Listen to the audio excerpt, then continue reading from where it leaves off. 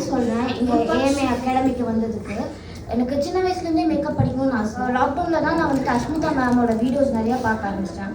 அதுலேருந்து தான் இன்ஸ்பயர் ஆகி ஓகே நம்ம ஜாயின் பண்ணால் நம்ம இங்கே ஏஎம்ஐயில் தான் ஜாயின் பண்ணணும் அப்படிங்கிற ஒரு மைண்ட் செட்டோட தான் இருந்தேன். இங்கே வந்தப்பா வந்துட்டு எனக்கு எல்லாமே புதுசாக இருந்தது. ஹேர் ஸ்டைல் எப்படியெல்லாம் பண்ணணும், எந்தெந்த லுக்ஸ்க்கு எல்லாமே ரிசப்ஷன் ஆகட்டும் இல்லை மேரேஜுக்கு ஆகட்டும் எப்படியெல்லாம் பண்ணணுங்கிறதெல்லாம் எனக்கு எதுவுமே தெரியாது. ஸோ இங்கே வந்து தான் நான் கொஞ்சமாக கான்ஃபிடன்ஸ் கெயின் பண்ண ஸ்டார்ட் பண்ணேன்.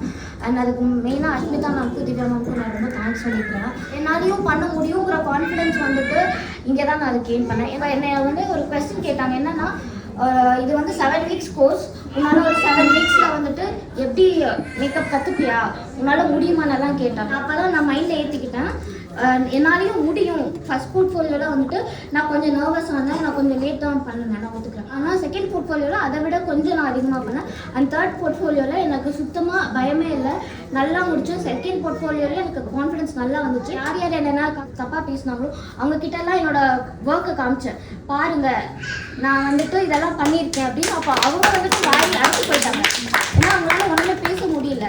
அண்ட் எங்கள் வீட்லேயும் எங்கள் அம்மா வந்துட்டு ஒர்க்கெல்லாம் பார்த்துட்டு ரொம்ப நல்லா இருக்குது அப்படின்னு இது பண்ணாங்க. இப்போ நான் வெளியில் போய் தைரியமாக சொல்லுவேன் நான் ஒரு மேக்கப் ஆர்டிஸ்டா அப்படின்னு சொல்லுவேன். அதுக்கு ரொம்ப தேங்க்ஸ்.